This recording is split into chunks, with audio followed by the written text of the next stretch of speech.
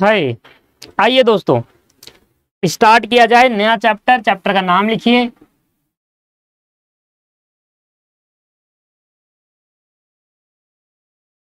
Chapter का नाम लिखिए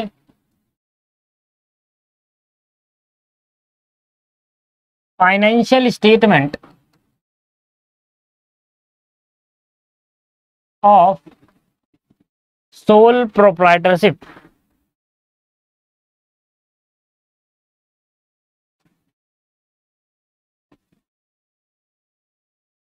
financial statement of sole proprietorship.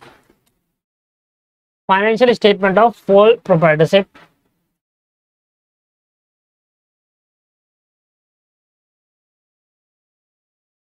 बहुत बड़ा चैप्टर और बहुत इंपॉर्टेंट चैप्टर।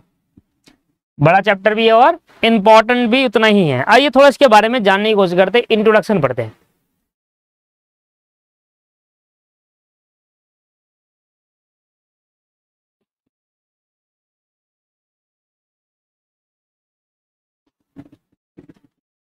लिखेंगे साथ साथ नोट्स। देखिए बच्चे क्लास देखने के बाद ना मुझे पर्सनल मैसेज करते हैं कि सर जो क्लास में आप नोट्स लिखवाते हो ये पीडीएफ में भेज दो।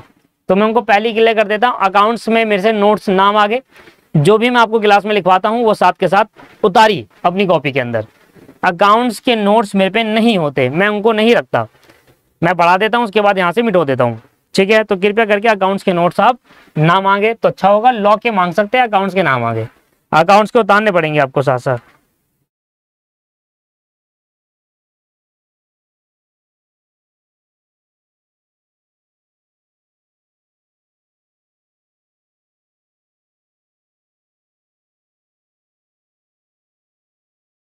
चलिए लिखेंगे सोल प्रोप्राइटर का मतलब समझते हैं। Sole proprietor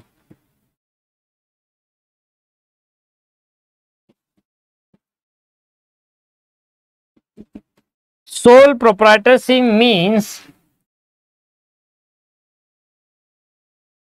when a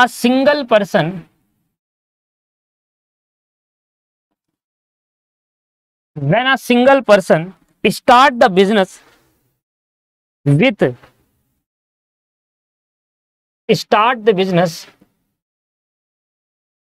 with his or her capital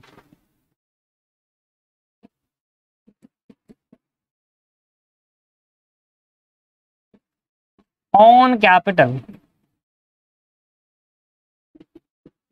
his or her on capital।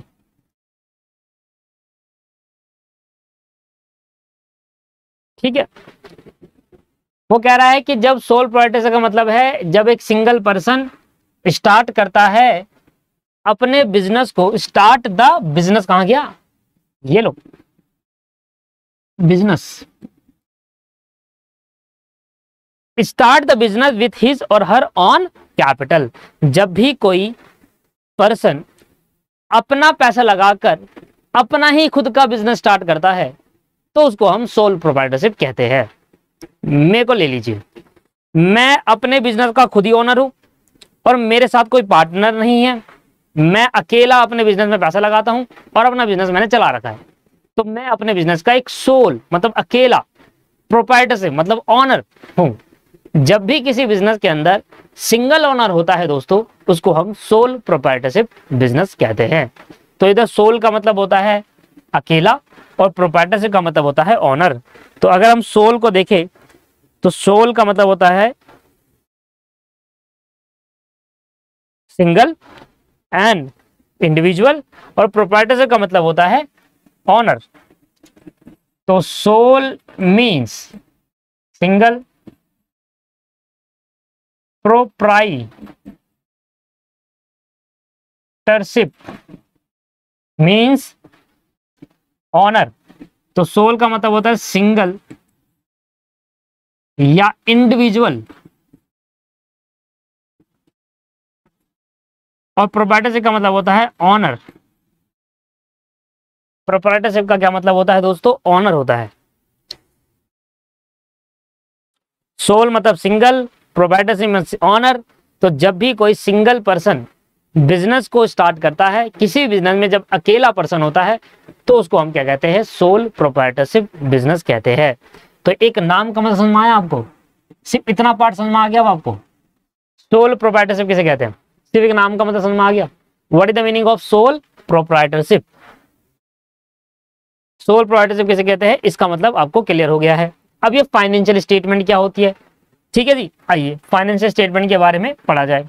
Financial statement are the statement prepared at the end of the accounting period. क्या लिखा, second, financial statement is the are the statement is नहीं are the statement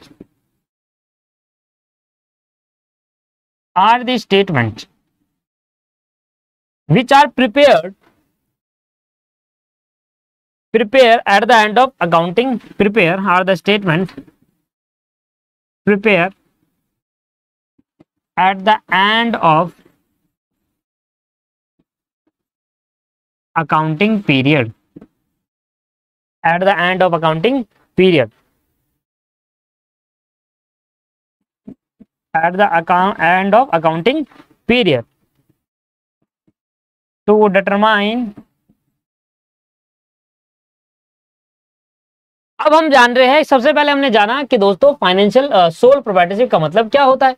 तो हमने कहा जब ऐसा person, ऐसा single person किसी बिजनेस के अंदर जब एक पर्सन होता है और एक पर्सन द्वारा उस बिजनेस के अंदर कैपिटल लगाई जाती है, पैसा लगाया जाता है, तो उस बिजनेस को सोल प्रोप्राइटरशिप बिजनेस कहते हैं। मान लीजिए आपने और मैंने मिलकर बिजनेस खोला, तो ये सोल प्रोप्राइटरशिप बिजनेस नहीं है, ये हो गया एक पार्टनरशिप बिजनेस। 7-8 लोगों ने बिजनेस खोला तो ये कंपनी हो गया। तो कंपनी जब आप पढ़ोगे आगे जाकर कंपनी लॉ, कंपनीज एक्ट पढ़ेंगे, तो वहां पर भी ऐसा होता है कि जब एक पर्सन बिजनेस खोलता है तो उसको 1 पर्सन कंपनी भी कहा जाता है। बट डिपेंड करता है कि आप रजिस्ट्रेशन एज अ कंपनी करा रहे हो, एज अ पार्टनरशिप करा रहे हो, या फिर एज अ सोल प्रोप्राइटरशिप रहना चाहते हो। तो सोल प्रोप्राइटरशिप का मतलब सिंपल है, जब भी कोई सिंगल पर्सन अपने बिजनेस को स्टार्ट करता है अपनी ही कैपिटल लगाकर, तो उसको हम सोल प्रोप्राइटरशिप कहते हैं दोस्तों। तो यहां पर जब हम पढ़ रहे हैं, मान लीजिए किसी की कंपनी है, तो आप किसी कंपनी का प्रॉफिट एंड लॉस नहीं निकालेंगे, आप किसी कंपनी के प्रॉफिट और लॉस को कैलकुलेट नहीं करेंगे। मान लीजिए किसी की पार्टनरशिप है, तो उस पार्टनरशिप का प्रॉफिट और लॉस कैसे निकलेगा, उस कंपनी का प्रॉफिट और लॉस कैसे निकलेगा, ये हम इस चैप्टर में डिसाइड नहीं करेंगे। इस चैप्टर में हम किस चीज का प्रॉफिट और लॉस या किस चीज का हम कैलकुलेशन करेंगे, किस चीज के बारे में पढ़ रहे हैं, कौन सी पर्सन चीजों के बारे में पढ़ रहे हैं, ऑर्गेनाइजेशन सोल प्रोप्राइटरशिप के बारे में पढ़ेंगे। तो ठीक है, तो कंपनी वर्ड दिमाग से निकाल दीजिए, पार्टनरशिप वर्ड दिमाग से निकाल दीजिए। इस चैप्टर में कंपनी और पार्टनरशिप का कोई भी काम दोस्तों नहीं है। तो सबसे पहले हमने सीखा कि सोल प्रोप्राइटरशिप क्या होता है, अब हम सीख रहे हैं कि फाइनेंशियल स्टेटमेंट। फिर अब चैप्टर का नाम पता चलेगा कि बेसिकली क्या है, चैप्टर में पढ़ना क्या है। तो financial statement of sole proprietorship, sole proprietorship का मतलब में आ गया, ठीक है जी। अब फाइनेंशियल स्टेटमेंट के बारे में सुनो क्या है। फाइनेंशियल स्टेटमेंट जो होती है एक ऐसी स्टेटमेंट है जो बनाई जाती है, प्रिपेयर करा जाते हैं eight the end of accounting period, eight the end of accounting period. Financial statement बनाई जाती है अकाउंटिंग पीरियड के एंड में, क्या करने के लिए, टू डिटरमाइन। अब मुझे बताओ क्या निकालने के लिए अकाउंटिंग स्टेटमेंट बनाई जाती है, ये अकाउंट फाइनेंशियल स्टेटमेंट कब बनाई जाती है। सबसे पहले बता रहा है कि जो फाइनेंशियल स्टेटमेंट जो होती है वो एक ऐसी स्टेटमेंट है जो प्रिपेयर करी जाती है at the end of accounting period. दोस्तों अकाउंटिंग पीरियड क्या होता है बताओ जरा भाई। Accounting periods are, accounting period are calendar year, पढ़ा रखा है आपने पहले से ही, और फाइनेंशियल ईयर, कैलेंडर ईयर और फाइनेंशियल ईयर।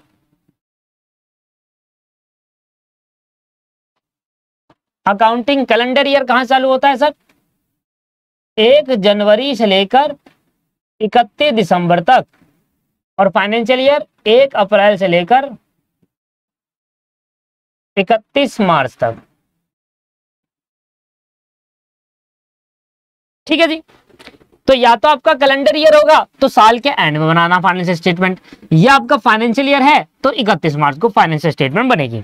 तो फाइनेंशियल स्टेटमेंट बनती है किसी भी अकाउंटिंग पीरियड के साल के एंड में। अगर कैलेंडर ईयर है तो 31 दिसंबर को फाइनेंशियल स्टेटमेंट बनाई जाएगी, और अगर फाइनेंशियल ईयर है तो 31 मार्च को फाइनेंशियल स्टेटमेंट बनाई जाएगी। अब ये फाइनेंशियल स्टेटमेंट बनाए क्यों, टू डिटरमाइन फाइनेंशियल पोजीशन। अगर आप किसी बिजनेस की दोस्तों फाइनेंशियल पोजीशन निकालना चाहते हैं, अगर आप किसी बिजनेस की क्या निकालना चाहते हैं, फाइनेंशियल पोजीशन, अगर आप किसी बिजनेस की फाइनेंशियल पोजीशन निकालना चाहते हैं तो उसके लिए आपको फाइनेंशियल स्टेटमेंट बनानी होगी। तो दोस्तों अगर आपसे पूछा जाए कि हम फाइनेंशियल स्टेटमेंट क्यों बनाते हैं, तो आप क्या कहोगे, सर फाइनेंशियल स्टेटमेंट बनाई जाती है किसी भी बिजनेस की फाइनेंशियल पोजीशन को डिटरमाइन करने के लिए, फाइनेंशियल पोजीशन को डिटरमाइन करने के लिए, है ना। किसी भी बिजनेस की अगर आप फाइनेंशियल मतलब होता है पैसा, पैसों से रिलेटेड अगर पोजीशन जाननी है किसी बिजनेस की तो आपको फाइनेंशियल स्टेटमेंट बनानी होगी। और अगर आपसे पूछे भाई कब बनाई जाती है, तो आप कहना साल के एंड में बनाई जाती है। अब साल अगर कैलेंडर ईयर है तो 31 दिसंबर को बनाई जाएगी, साल अगर फाइनेंशियल ईयर है तो 31 मार्च को बनाई जाएगी। बड़ा सिंपल सी लॉजिक मैं आपको प्रोवाइड कर रहा हूं, धीरे धीरे से आपको छोटी छोटी बातें बता रहा हूं। अब फाइनेंशियल पोजीशन क्या होता है, देखिए वर्ड टू वर्ड मिल रहा है। मैंने आपसे कहा कि फाइनेंशियल स्टेटमेंट बनाओ साल के एंड में, अकाउंटिंग पीरियड के एंड में। फिर मैंने आपको समझाया कि अच्छा अकाउंटिंग पीरियड क्या होता है, आप कह रहे हो कि फाइनेंशियल स्टेटमेंट बनाना है अकाउंटिंग पीरियड के एंड में, तो हमने फिर ये सीखा कि अकाउंटिंग पीरियड क्या होता है, कैलेंडर ईयर और फाइनेंशियल ईयर, उसके साल के एंड में बनेगा। अब बनाते क्यों है ये स्टेटमेंट, तो हमने देखा कि भाई फाइनेंशियल स्टेटमेंट बनाई क्यों जा रही है, तो हमने कहा कि अगर हमें फाइनेंशियल पोजीशन किसी बिजनेस की निकालनी है तो हमें ये स्टेटमेंट बनानी होगी। अब फाइनेंशियल स्टेटमेंट होता क्या है ये समझते हैं, है ना। भाई आप ये कह रहे हो कि फाइनेंशियल पोजीशन निकालो, अरे फाइनेंशियल पोजीशन निकालेंगे वो तो ठीक है, but financial position performance, position नहीं परफॉर्मेंस लिख लो, इसको ज्यादा बढ़िया रहेगा। फाइनेंशियल परफॉर्मेंस, इसको ठीक कर लो, एक बार लिख लिया तो कोई नहीं, मिटो दो यार। परफॉर्मेंस अच्छा रहेगा, ज्यादा अच्छा रहेगा, प्रोसेस पोजीशन नहीं, वर्ड का यूज नहीं करेंगे। फाइनेंशियल परफॉर्मेंस,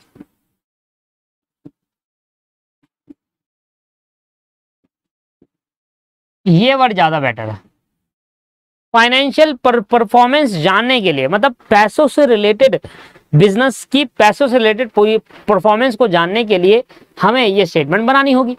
अब फाइनेंशियल परफॉर्मेंस कैसे निकाले, तो दोस्तों फाइनेंशियल स्टेटमेंट के अंदर दो स्टेटमेंट बनाई जाती है। जब आप किसी भी बिजनेस की फाइनेंशियल स्टेटमेंट बनाओगे तो उस बिजनेस की के अंदर दो स्टेटमेंट बनाई जाएगी। तो financial statement are prepare at the end of accounting period. एक मिनट दीजिए, कॉल आ रहा है, ठीक है जी। अब हमने कहा भाई फाइनेंशियल स्टेटमेंट क्या होती है, तो फाइनेंशियल स्टेटमेंट के अंदर हम लिखते हैं कि फाइनेंशियल स्टेटमेंट इंक्लूड्स, देखिए ये चैप्टर की थ्योरी अगर आप समझ जाते हैं, देखिए पता है क्या होता है, इंपॉर्टेंट बात पता है सबसे पहले क्या है, इंपॉर्टेंट ये है कि जब आप किसी चैप्टर को पढ़ते हैं ना, तो उस चैप्टर के क्वेश्चन करना इंपॉर्टेंट नहीं है, उस चैप्टर की नॉलेज को समझना, उस चैप्टर को अच्छे से जानना, ये एक इंपॉर्टेंट चीज होती है। हालांकि ये चीजें पेपर में आती नहीं है, हालांकि ये चीज आपको पेपर में आएगी नहीं, बट कभी इन फ्यूचर आप जब जॉब करने जाओगे, कभी इन फ्यूचर जब आप जॉब करोगे तो आपको इनकी अहमियत पता चलेगी। ये छोटी छोटी बातें जो होती है ना, इनकी अहमियत पता कब पता चलती है, इंटरव्यू के टाइम पर। इंटरव्यू के टाइम से आपसे ये थोड़ा बोलेगा कि यार इसका इस वाले बिजनेस का क्वेश्चन है, क्वेश्चन सॉल्व करके दिखा दो। बताओ आप किसी कंपनी के अंदर इंटरव्यू देने जा रहे हो तो आपसे ये पूछा जाएगा, बोला जाएगा ये लो बेटा क्वेश्चन, इसको सॉल्व कर दो, और अगर सॉल्व कर दिया तो पक्का, नहीं तो नहीं, ये तो नहीं पूछा जाएगा। वो आपसे बेसिक बातें पूछेंगे। मैंने देखा है, मेरे कई ऐसे दोस्त हैं जो आज किसी कंपनी के अंदर इंटरव्यू देने जाते हैं तो मुझसे पूछते हैं भाई मुझे थोड़ा बेसिक बता दे अकाउंट का। मैंने कहा बेसिक बता दे, कह रहा है यार मैं भूल चुका हूं। अब तुम पढ़ा रहे हो, तू पढ़ा रहा है तो तू बता दे भाई मुझे। ऐसा होता है दोस्तों। यहां पर सबसे इंपॉर्टेंट चीज ये है कि इन एंड आप पढ़ाई कर किस ले रहे हो, इन एंड आप पढ़ाई कर रहे हो पैसा कमाने के लिए। जब आप पैसा कमाने के लिए कहीं पर इंटरव्यू देने जाओगे तो आपको यही पूछा जाएगा। अभी हाल ही में मेरी एक दोस्त थी, वो इंटरव्यू देने जा रही थी, तो उससे बड़ी छोटी सी एंट्री पूछी कि भाई बताओ परचेज करा है वेंडर से तो क्या एंट्री होगी। वो बता नहीं पाई, क्यों? क्योंकि हम बड़े बड़े क्वेश्चन करना जानते हैं। उसे पूछा बताओ क्या कहते हैं, उससे एक सिंपल सी चीजें पूछी, भाई प्रॉफिट और गेन में डिफरेंस क्या होता है, वो नहीं बता पाई। अब वो मेरे से पूछ रही बाद में आकर यार ये क्या था, इसका बता दो, ये है वो करके। मैंने कहा बताओ यही।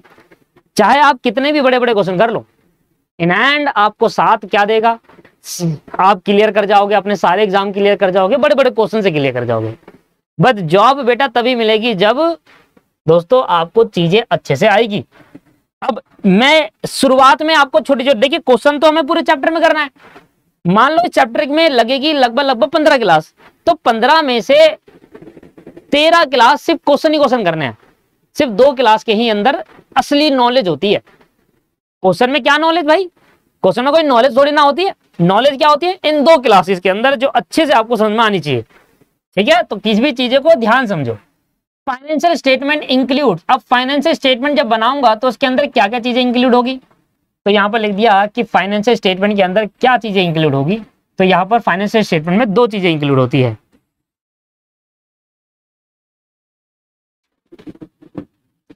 फाइनेंशियल स्टेटमेंट में 2 चीजें इंक्लूड होती है, एक होता है इनकम स्टेटमेंट,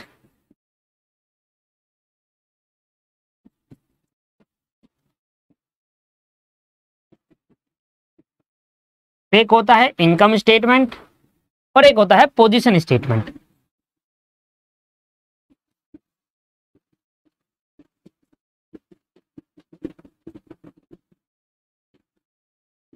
एक होता है इनकम स्टेटमेंट, एक होता है पोजीशन स्टेटमेंट।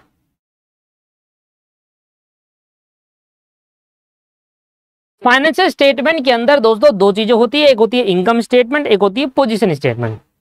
तो अगर आपसे कह रहे हैं कि आपको किसी बिजनेस का फाइनेंशियल स्टेटमेंट बनाना है, किस से बिजनेस का, हमारे लिए अभी कौन से बिजनेस है, हमारे लिए सोलो प्रोप्राइटरशिप। हम दोस्तों सिर्फ सोल प्रोप्राइटरशिप बिजनेस की बात करेंगे। तो अगर आपसे कोई पूछ रहा है कि बताओ फाइनेंशियल स्टेटमेंट आपको बनानी है एक सोल प्रोप्राइटरशिप बिजनेस के अंदर, तो आपको 2 स्टेटमेंट बनानी होती है दोस्तों। एक स्टेटमेंट होती है इनकम स्टेटमेंट और एक स्टेटमेंट होती है आपकी पोजीशन स्टेटमेंट। अब दोनों ही स्टेटमेंट के अलग अलग कुछ बेनिफिट्स है और कुछ बातें ये बताते हैं। अगर आपसे कहा जाए कि फाइनेंशियल स्टेटमेंट बनाइए, तो आपको 2 स्टेटमेंट बनानी होगी साल के एंड में, एक इनकम स्टेटमेंट बनानी होगी और एक पोजीशन स्टेटमेंट बनानी होगी।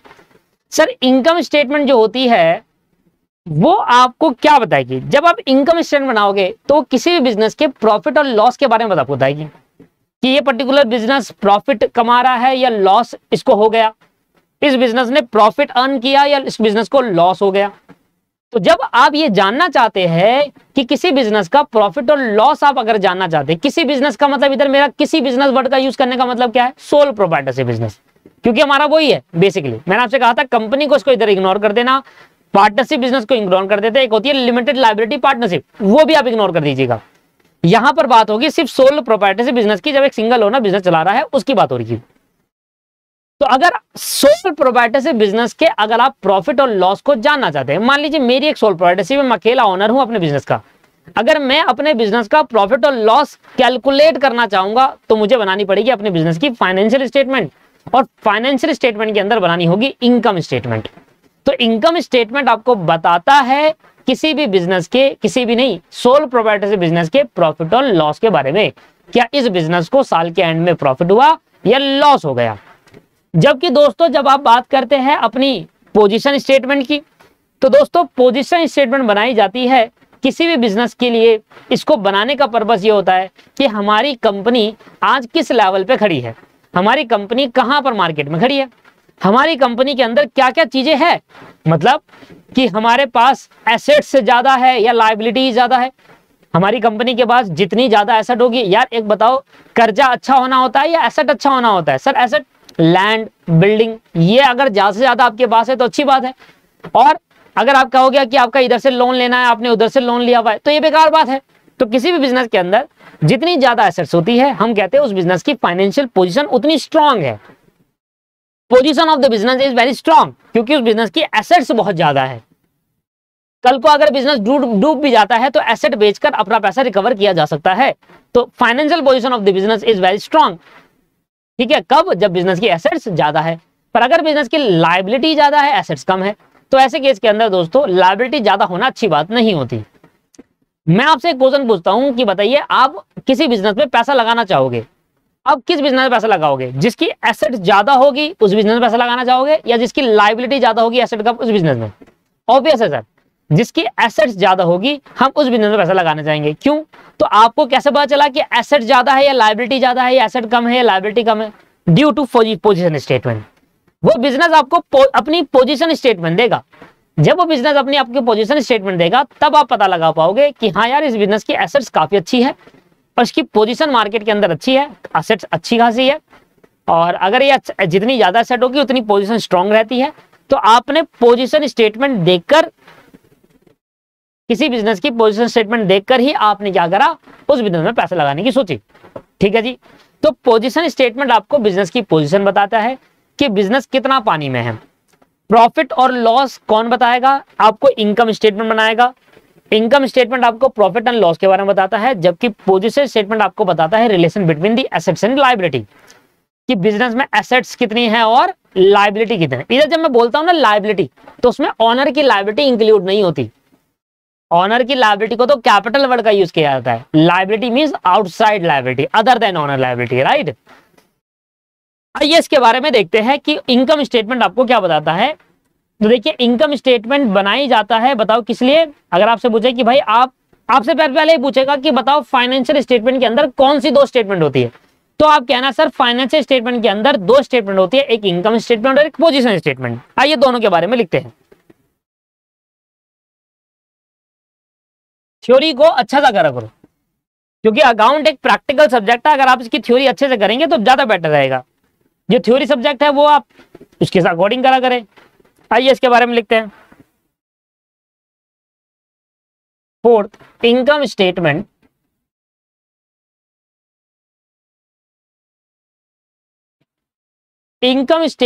रेफर टू दैट स्टेटमेंट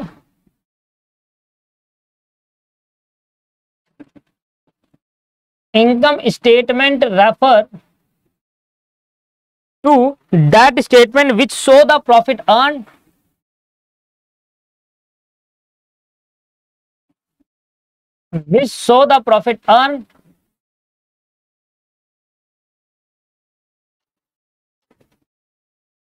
और लॉस इंकर्ड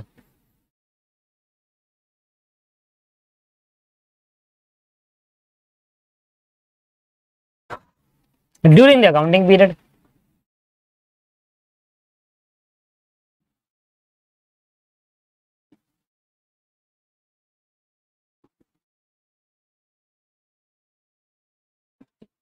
पांचवा, position statement refer to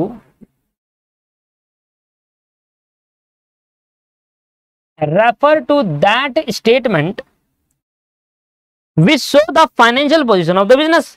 position statement refer to that statement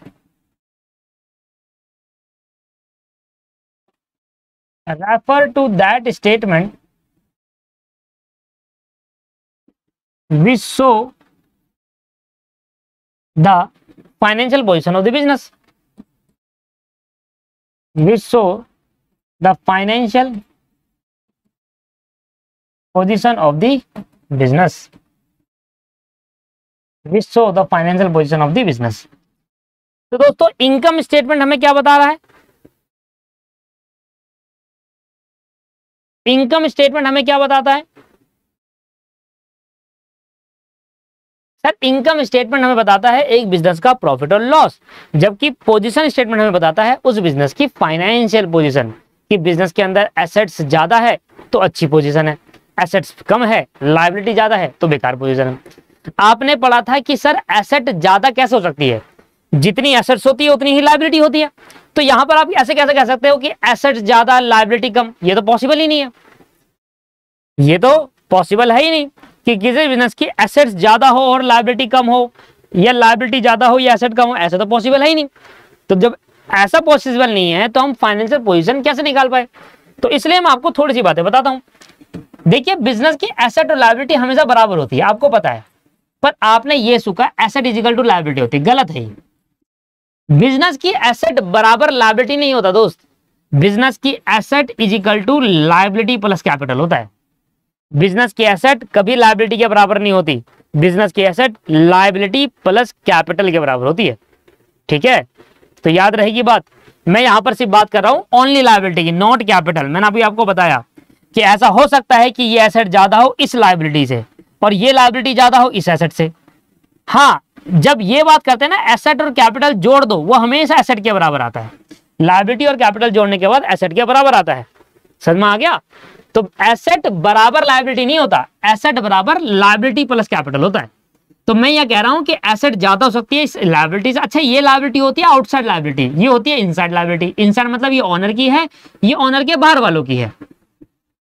तो ओनर की और बाहर वालों की लायबिलिटी मिलाकर टोटल एसेट्स के बराबर होता है। मैं तो सिर्फ बाहर वालों की लायबिलिटी और इंटरनल एसेट्स जो टोटल एसेट है उनकी बात कर रहा था। अब मान लीजिए दोस्तों कोई मिल गया का जादू, कोई मिल गया का जादू आपसे अपनी माँ से बोलता है, माँ मैंने नया बिजनेस स्टार्ट किया है, माँ मैंने नया बिजनेस स्टार्ट किया है माँ।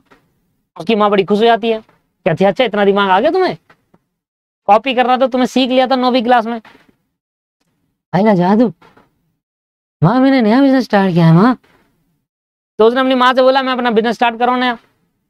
अब वो अपना बिजनेस स्टार्ट कर रहा है, भाई बिजनेस में 1 साल हो गया। 1 साल बाद उसने देखा अपने बिजनेस की फाइनेंशियल स्टेटमेंट बनाई ऋतिक रोशन ने, और कहने लगा, घर आके खुश हुआ बड़ा, माँ तुम्हें बताया माँ आज मैं प्रॉफिट कमा के, मैं तो बोला पता क्या बोला, माँ मैंने लॉस कमाया है माँ मैंने लॉस कमाया है, लॉस, माँ मुझे समझ दिखाई दे रहा है माँ मैंने लॉस कमाया है, लॉस। तो वो आपको माँ को बोला है कि माँ मैंने लॉस कमाया है। और अगले साल फिर कहता है अच्छा लॉस कमाया, तुम अपने बिजनेस में लॉस कमाने जाते हो? हाँ मैं अपने बिजनेस में लॉस कमाने जाता हूँ माँ, मैंने लॉस कमाया है। सोचो, ऐसा तो ना होता है यार। बिजनेस खोला जाता है लॉस कमाने के लिए? नहीं सर, प्रॉफिट कमाने। बिजनेस खोला जाता है लॉस कमाने के लिए नहीं, प्रॉफिट कमाने के लिए। एक दिन और आया, कह रहा माँ मैंने आज अपने बिजनेस में लॉस नहीं कमाया, प्रॉफिट हो गया मेरे बिजनेस में, प्रॉफिट हो गया। उसकी माँ कह रही प्रॉफिट हो गया, कमाया नहीं? हाँ माँ कमाया नहीं, हो गया ही, पता नहीं कैसे हुआ, हो गया। सोचो, तभी वो आइला जादू हो गया। दोस्तों मैं आपको यहाँ ये समझाने की कोशिश कर रहा हूं कि जब भी हम अपना बिजनेस खोलते हैं तो वर्ड जो यूज करते हैं वो यूज करते हैं प्रॉफिट अर्न। प्रॉफिट अर्न का मतलब होता है प्रॉफिट कमाया। बिजनेस के अंदर जब भी हम बिजनेस खोलेंगे तो हमारा पर्पस ये होता है कि हम बिजनेस में प्रॉफिट अर्न करें, कमाएं। लॉस कमाने के लिए तो ना बिजनेस खोला है, लॉस कमाते नहीं, लॉस हो जाता है। तो कभी भी आप ऐसा बोलेंगे कि सर आपने प्रॉफिट कमाया या हो गया, तो कहना प्रॉफिट कमाया है। अगर आपसे कोई पूछे कि आपने लॉस कमाया या हो गया, तो कहना लॉस हो गया। तो इसलिए प्रॉफिट के आगे वर्ड यूज करते हैं अर्न, और लॉस के आगे वर्ड यूज करते हैं इंकर्ड। इंकर्ड मतलब हो जाता है हो गया, अर्न मतलब होता है कमाना। तो प्रॉफिट को अर्न किया जाता है और लॉस इंकर्ड हो जाता है लॉस। क्लियर है? तो पोजीशन स्टेटमेंट बनाए, इनकम स्टेटमेंट बनाई जाती है किसी भी बिजनेस के लिए, किसी भी बिजनेस ने कितना प्रॉफिट कमाया या फिर कितना उसको लॉस हो गया। अगर आपको ये जानना है कि आपने अपने बिजनेस के अंदर प्रॉफिट कमाया है या लॉस हो गया, इसके लिए आपको इनकम स्टेटमेंट बनानी होगी। और अगर आपको ये जानना है कि आपके बिजनेस की फाइनेंशियल पोजीशन कैसी है रिलेटिव एसेट्स एंड लायबिलिटी, तो फिर आपको पोजीशन स्टेटमेंट बनानी होगी। बताइए सर, क्या आपको इतनी बात समझ में आ गई? अब मैं आपको ये कहने जा रहा हूं कि जब आप इनकम स्टेटमेंट बनाएंगे तो बनाएंगे क्या उसमें? दोस्तों उसमें बनता है एक अकाउंट, उस अकाउंट का नाम होता है trading and profit and loss account. तो जब भी आप इनकम स्टेटमेंट बनाते हैं दोस्तों, तो इनकम स्टेटमेंट के अंदर trading and profit and loss account बनाया जाता है। और जब भी आप पोजीशन स्टेटमेंट बनाते हैं तो पोजीशन स्टेटमेंट के अंदर आपको बनाना होता है बैलेंस शीट। तो 2 टाइप के यहाँ पर अकाउंट देखने को मिलते हैं। एक बैलेंस शीट कोई अकाउंट नहीं है, ठीक है, उसको अकाउंट में कंसीडर नहीं करते, वो एक स्टेटमेंट होती है। जबकि इनकम स्टेटमेंट के अंदर बनाई जाती है ट्रेडिंग एंड पीएनएल अकाउंट, ठीक है जी। तो in income statement we have to prepare trading and profit and loss account. लिखेंगे छठा पॉइंट, इन इनकम स्टेटमेंट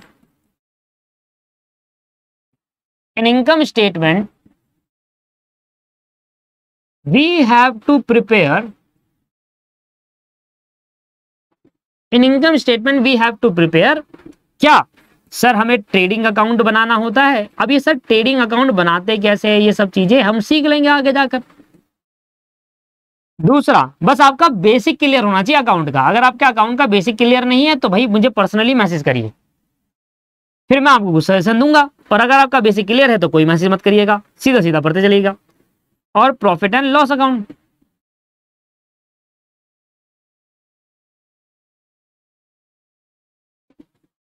और प्रॉफिट एंड लॉस अकाउंट दोस्तों इनकम स्टेटमेंट के अंदर trading account and profit and loss account match करेंगे और बनाएंगे। और जबकि जब हमको बनाना होगा पोजीशन स्टेटमेंट, तो इस स्टेटमेंट के अंदर इनकम स्टेटमेंट में तो कौन से अकाउंट दो बनेंगे, एक ट्रेडिंग अकाउंट बनेगा और एक प्रॉफिट एंड लॉस अकाउंट बनेगा। जबकि जब हम पोजीशन स्टेटमेंट की बात करेंगे तो यहां पर अकाउंट नहीं बनते, यहां पर बैलेंस शीट बनती है, स्टेटमेंट बनती है। इन position statement, we have to prepare balance sheet. Position statement में हमें क्या बनानी होती है, बैलेंस। अब ये बैलेंस शीट बनती कैसे है, इसका डिस्कशन भी हम कर लेंगे दोस्तों, उसकी दिक्कत भी नहीं है। जब बनानी होगी, जिस दिन बनानी होगी उस दिन इसका डिस्कशन कर लिया जाएगा। लो जी,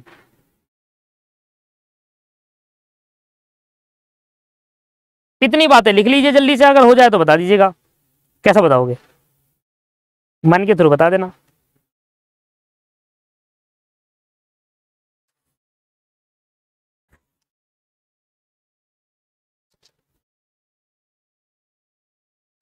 ठीक है सर, तो यहां पर हम कह सकते हैं 8वां पॉइंट, तो it is clear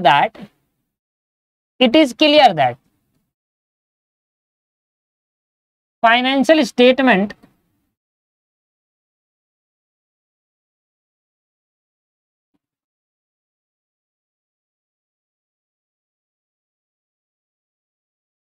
so it is clear that financial statement includes, तो अगर मैं क्लियरली कहूं कि फाइनेंशियल स्टेटमेंट में क्या इंक्लूड्स है, अभी तो देखो इनडायरेक्टली हमने क्या पढ़ा, बेसिकली सबसे पहले हमने पढ़ा कि फाइनेंशियल स्टेटमेंट बनाएंगे हर साल के एंड में, और बनाने का पर्पस होता है फाइनेंशियल पोजीशन को निकालना किसी बिजनेस की। हमने कहा किसी बिजनेस की फाइनेंशियल पोजीशन निकालनी हो तो आपको फाइनेंशियल स्टेटमेंट बनानी होगी। अब मैंने कहा फाइनेंशियल स्टेटमेंट के होते हैं दो टाइप, एक होती है उसमें एक बनता है इनकम स्टेटमेंट, एक बनती है पोजीशन स्टेटमेंट। तो फाइनेंशियल स्टेटमेंट के दो टाइप हो गए, एक इनकम स्टेटमेंट, एक पोजीशन स्टेटमेंट। हमने कहा इनकम स्टेटमेंट बनाने के लिए आपको कब बनाना होगा, प्रॉफिट एंड लॉस अकाउंट और ट्रेडिंग अकाउंट, और पोजीशन स्टेटमेंट में आपको बनाना होगा बैलेंस शीट। तो मैं ऐसा कह दूं कि फाइनेंशियल स्टेटमेंट और कुछ नहीं, वो ट्रेडिंग पीएनएल ही है ना, ट्रेडिंग एंड पीएनएल अकाउंट ही तो है।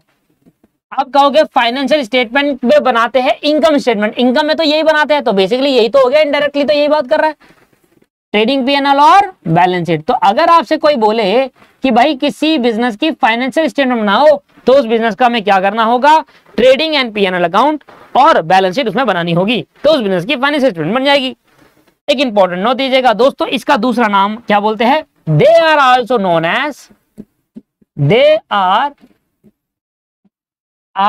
Known as final account. इनको हम फाइनल अकाउंट्स भी कहते हैं।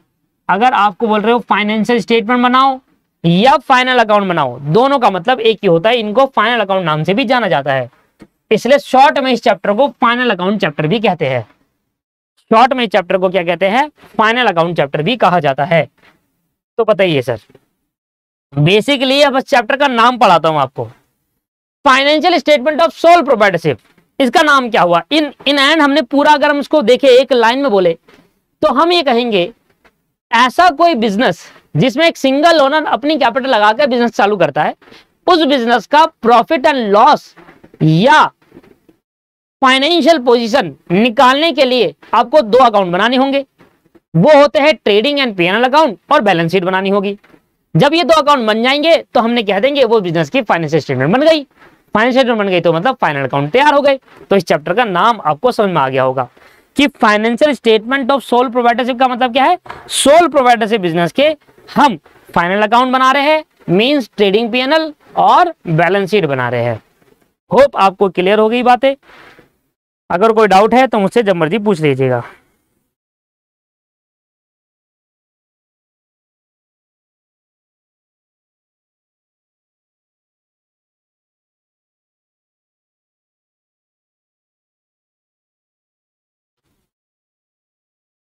ठीक है जी, बहुत बढ़िया। आइए, तो लगभग मैं आपको बताता हूं इस चैप्टर के अंदर टोटल हमें बेसिकली चैप्टर में हमें पढ़नी होती है एडजस्टमेंट्स। अब अगर मैं आपको आज किसी स्टूडेंट से पूछूं कि बताओ एडजस्टमेंट्स क्या होती है, तो आप नहीं बता पाएंगे, सही में नहीं बता पाएंगे। मैं आपसे ये श्योर हूं कि 100 में से 99% बच्चे ये नहीं बता पाएंगे जिन्होंने मेरे से नहीं पढ़ा या कहीं से बेसिक बचपन से पढ़ा हो, कहीं पर उन्होंने अच्छे से नहीं पढ़ा। टीचर की गलती नहीं करूंगा, टीचर ने पढ़ाया होगा, आपने ही नहीं पढ़ा होगा ढंग से, ही आपको पढ़ा होगा पर याद नहीं। 99% मैं श्योर हूं, 99% बच्चे, 100% श्योर हूं कि 99 बच्चे ऐसे होंगे इसमें क्लास के अंदर जिनको ये नहीं पता होगा हम इस चैप्टर के अंदर एडजस्टमेंट करते हैं, वो क्यों करते हैं। अब आउटस्टैंडिंग एक्सपेंस ऐड करेंगे, प्रीपेड एक्सपेंस माइनस करेंगे, एक्रीड इनकम ऐड करते हैं, इनकम रिसीव्ड अमाउंट माइनस करते हैं, क्यों करते हैं ये नहीं पता।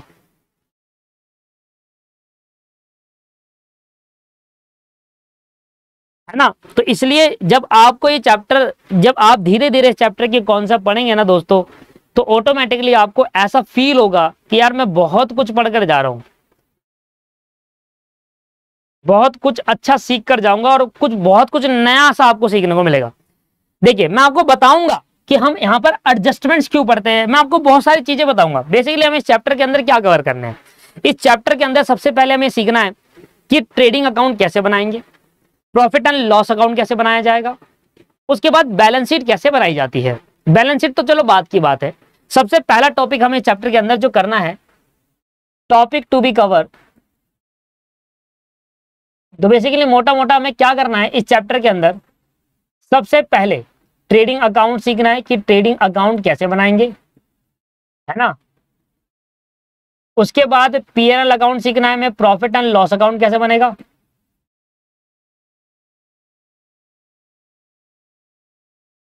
उसके बाद हम सीखेंगे बैलेंस शीट कैसे बनाई जाएगी, ठीक है। और उसके बाद हम सीखेंगे एडजस्टमेंट्स कैसे करनी है, कोई भी ट्रांजैक्शन के अंदर एडजस्टमेंट कैसे करनी है, क्यों करनी है एडजस्टमेंट, ये बात की बात है। एडजस्टमेंट क्यों करनी है ये मैं आपको बताऊंगा। अनिका कह रही है जो ट्रांजैक्शन रह जाती है, छूट जाती है, उसके लिए एडजस्टमेंट करते हैं, तो बेटा गलत है।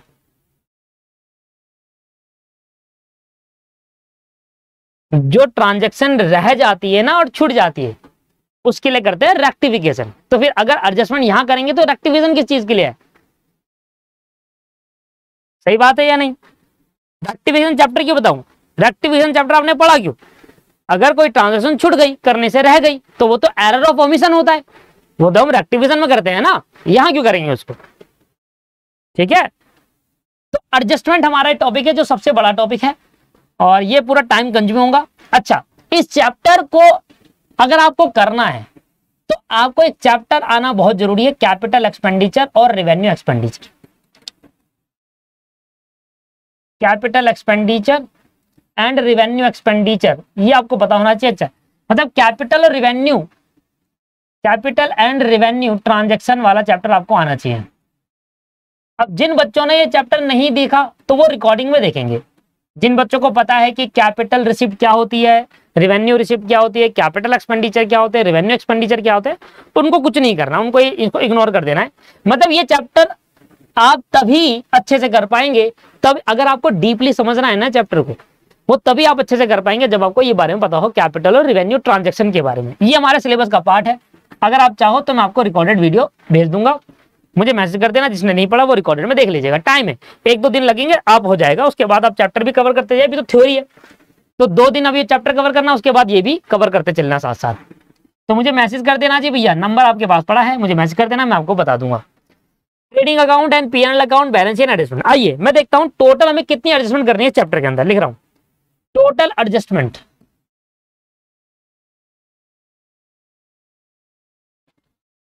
टोटल एडजस्टमेंट, टोटल एडजस्टमेंट कितनी करनी है, आइए जरा लिखिए एक बार। सर टोटल एडजस्टमेंट हमें चैप्टर में कितने गिनते रहना आप।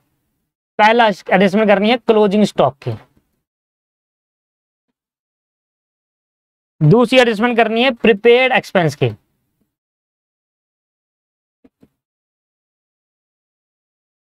तीसरी एडजस्टमेंट करनी है आपको आउटस्टैंडिंग एक्सपेंस की,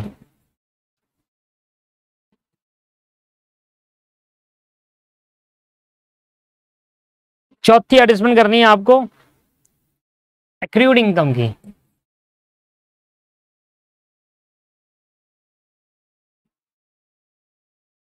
पांचवी एडजस्टमेंट करनी है आपको इनकम रिसीव एडवांस की।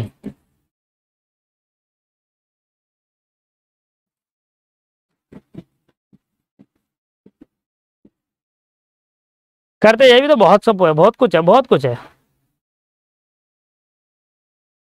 छठी एडजस्टमेंट करनी है आपको डेप्रिसिएशन की। सातवीं एडजस्टमेंट करनी है आपको बैड डेट की। आठवीं एडजस्टमेंट करनी है आपको प्रोविजन फॉर डाउटफुल डेट की।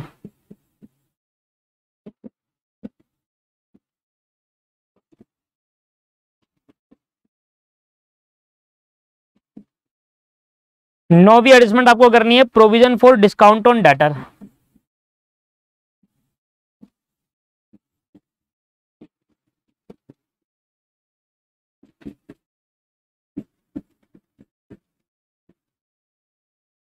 दसवीं एडजस्टमेंट करनी है आपको मैनेजर कमीशन की।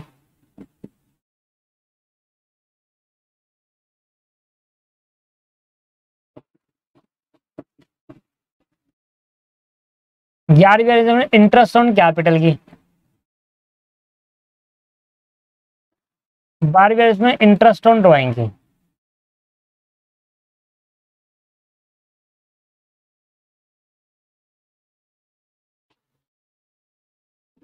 तेरहवीं एडजस्टमेंट करनी है गुड्स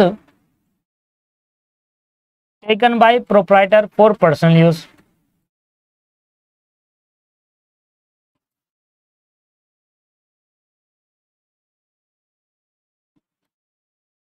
आधे से ज्यादा इस एडजस्टमेंट के अंदर मैंने आधे से ज्यादा एडजस्टमेंट के अंदर क्या कराया था, आधे से ज्यादा एडजस्टमेंट मैंने कि जनरल एंट्री में ऑलरेडी जनरल एंट्री वाले चैप्टर में करा चुका, अगर आपको ध्यान हो तो।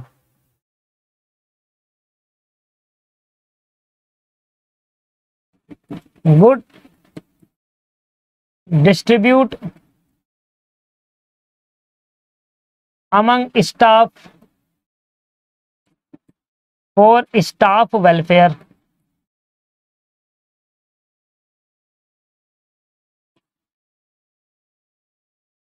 For staff welfare.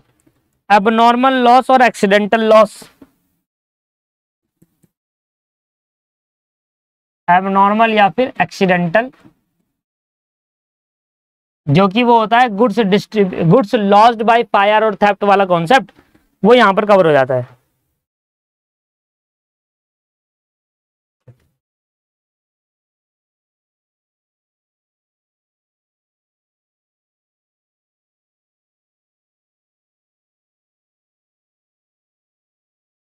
ठीक है जी।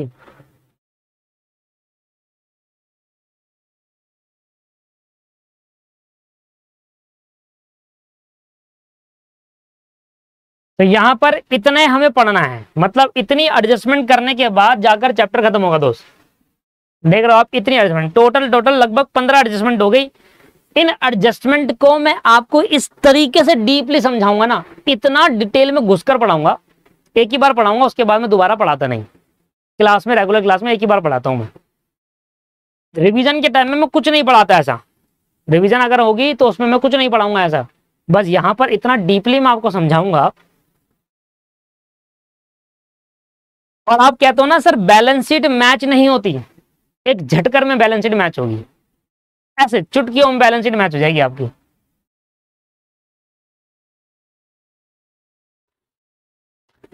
तो धीरे धीरे आगे बढ़ेंगे। आज तो पहली क्लास थी दोस्तों इसकी, तो पहली क्लास के अंदर आज मैंने आपको पूरा चैप्टर का इंट्रोडक्शन आपसे डिस्कस कर लिया है और काफी बातें हमने आज नहीं सीखी। इसके बाद मैं आपको कल की क्लास में कराऊंगा ट्रेडिंग अकाउंट। जिस स्टूडेंट ने, जिसको ये नहीं आता, मुझे मैसेज करेंगे, मैं उसको एक वीडियो शेयर करूंगा या ग्रुप में ही भेज दूंगा। अगर ग्रुप में नहीं दिखेगी तो मुझे मैसेज कर देना, वो ये देखेंगे आज। मतलब ये एक रिकॉर्डेड में ही देखना है आपको, रिकॉर्डेड फॉर्म में देखना। जिनको पता है वो नहीं देखेगा, जिनने नहीं देखी वो मेरे से लेगा वीडियो और वो देख लेगा। इसको देखने के बाद ही नेक्स्ट क्लास में आप एंटर होकर ट्रेडिंग अकाउंट देखेंगे। नेक्स्ट क्लास में मैं आपको पढ़ाने वाला हूं ट्रेडिंग अकाउंट कैसे बनाते हैं। ठीक है सर, चलिए इस क्लास को यहां पर समाप्त करेंगे। ठीक है।